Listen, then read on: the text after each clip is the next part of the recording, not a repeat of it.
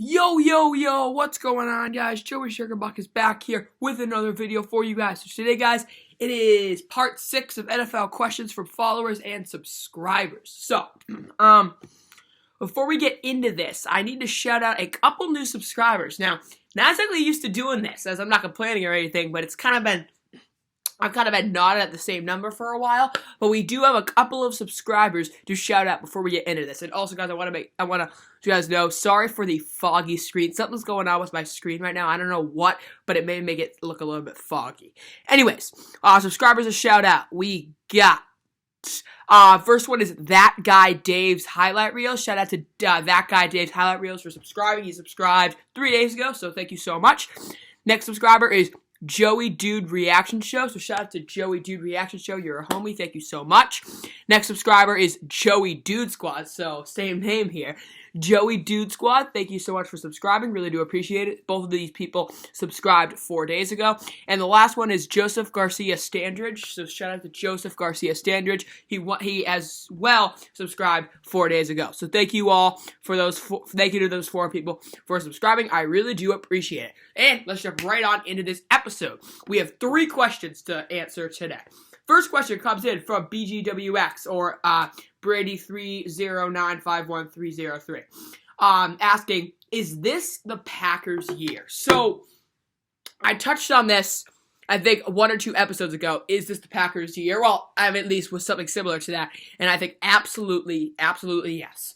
Why? Because I think that Aaron Rodgers, and I know, we've said this for a while, he's like, oh, Aaron Rodgers, he's gonna pop off, it's gonna happen. It hasn't happened in a while. But I think that since Aaron Rodgers has such a big chip on his shoulder because they drafted Jordan Love unexpectedly, I really think that that's going to give him a big push. And it's just kind of the same scenario with happened to Brett Favre. They drafted Aaron Rodgers unexpectedly. It was kind of like a wake-up call to Brett Favre. And I think that I see a similar pathway or setup happening here. And again, another year in Matt LaFleur's system. They clicked at least decently in their first year. That should only get better as the communication should get better as they have more experience with each other. And offensively, lost Geronimo Allison, but they still have Devontae Adams, Allen Lazard, who actually kind of shined last season, especially as the season went on. And Aaron Jones, of course. Solid offensive line. They did lose Brian Bulaga, but they still have David Bakhtiari. I think they still have Corey Linsley, but he's just always hurt. So yes, Packers offensive line is solid, and their defense is really good, especially their defensive line. As I said, Za'Darius Smith, Kenny Clark, Preston Smith. They signed Christian Kirksey from Cleveland, who's a linebacker. So the Packers have a great defense. It was especially good last year. And again, as I said, secondary is not great, but as long as your defensive line is good enough, that's all they really need. Defensive line is very important. So I think that this is the year for the Packers. I think that Seattle is going to start to decline. San Francisco, I think, will decline a little bit, but they'll still be a competitor for sure. They'll be, I think I said 8-8 last time. I am going to take that back. I think they're going to be a little bit better than that, but they're not going to be, I think, 13-3 or 12-4 like they were this year. I don't think they're going to be that good. But they could still be like 10-6 or even 11-5 if I'm stretching it. So, Packers and Niners, that will be a fun matchup to watch. But I am going to take the Packers to win the NFC. So, therefore, yes, this is the Packers' big year. And if the Packers go on to win the Super Bowl, will it be Aaron Rodgers' last year? Like, to end on that good note? I don't know. We will follow that up as the season goes on. If there is a season, we shall see. Next question comes in from JKP Weather.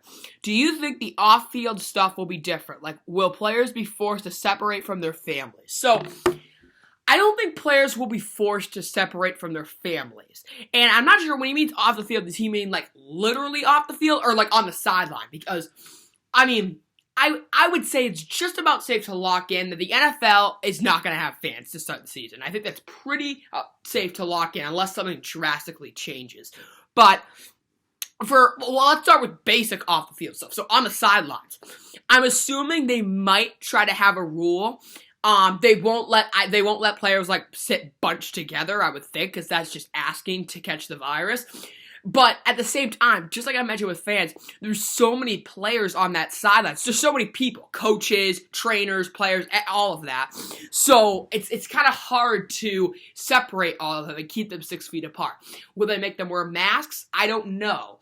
But that is going to be interesting. So will it be different? Obviously, yes. I think it's just a matter of how different and what their plan is. Because I obviously, on the field when they're playing, you can't make any rules. It's football. That's impossible. But for on the sidelines, that's different. I definitely think that they should make a rule. And I don't know, making them wear masks is not a terrible idea, but they're going to need a lot of that because there's so many players on the sideline. So maybe. But will players be forced to separate from their families? I don't think so. The worry is if a player was involved with the virus at the on the football field or in a practice, whatever, and then they come home to their family, they might spread it. So that's actually a thought, but I don't think so. I think if it's their family, I don't think they'll be forced to separate from them. I could be wrong, but I don't see that happening. We shall see, though. And again, this is, my answer can change in the next few weeks once we get more coronavirus cases, or more data, I should say. So it's hard to say, but that's my current thinking for now. Last question comes in from Owen Anastas. Thank you again for tuning in. Let's see. He asked, trying to find it here. There we go. How well will Tampa Bay do this year? And what are your thoughts on Deebo Samuel's injury? So, just before we even jump into this. So, Deebo Samuel, 49ers wide receiver, coming off a very solid rookie year, suffered a broken foot a few days ago. They said, a broken foot is always serious. They said I think it's like in his lower bone area. That was the bone that broke. So, he'll miss training camp. Might not make the start of the season, we'll see, but he shouldn't be out for the whole year. It's not the worst injury, but it's obviously not good.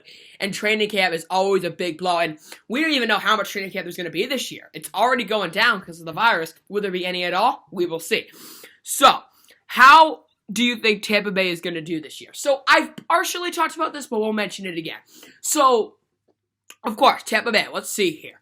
Got Tom Brady. Solid running backs, Peyton Barber, and I guess Ronald Jones is okay. It's the receiving core, though. Mike Evans, Chris Godwin. So, I also want to talk about Chris Godwin a little bit. So, Chris Godwin had a really good year, and people are starting to worry. I've talked to a couple people who are worried about Chris Godwin declining because teams are going to start game planning for him. So it reminds everyone a lot about the Juju Smith-Schuster situation. So if you guys, of course, 2017, 2018, Juju Smith-Schuster was absolutely insane, right? But he did have probably the best wide receiver in the league alongside him. So people argue, was Juju Smith-Schuster overrated because of Antonio Brown? I'm not going to get into that because I go back and forth with that.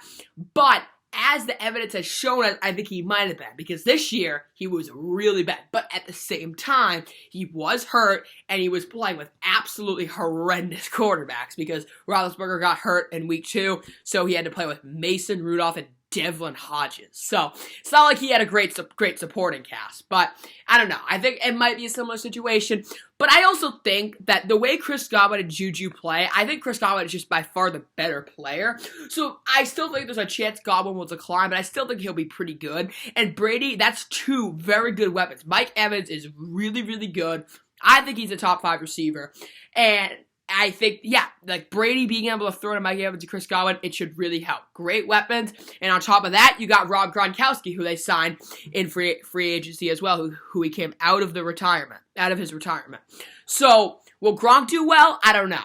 I think that he'll have an up and down year, but I think the reunion with Brady and Gronk should be very fun to watch. And I do expect the Bucs to be solid. I still think they're getting overhyped.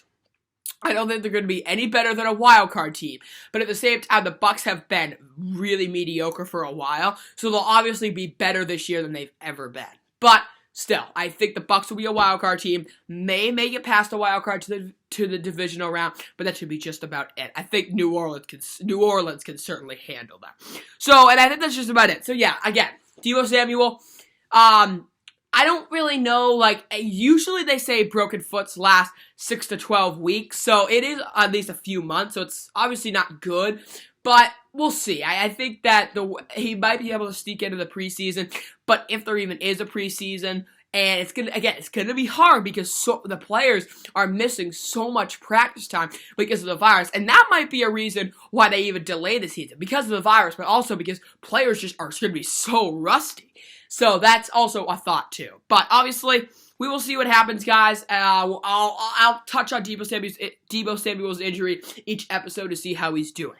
So, guys, that is going to do it for this video. Thank you all so much for watching. Thank you to Owen Anastas, JKP Weather, and BGWX for tuning into this video. I really do appreciate it and contributing with the questions. Thank you guys so much. You're all about your homies, and I will talk to you guys. Going to be a little bit longer this time. It might be a week or so before Part 7 comes out, but I will keep you guys posted. Thanks so much, and have a great rest of your day, and happy Father's Day to all the fathers out there.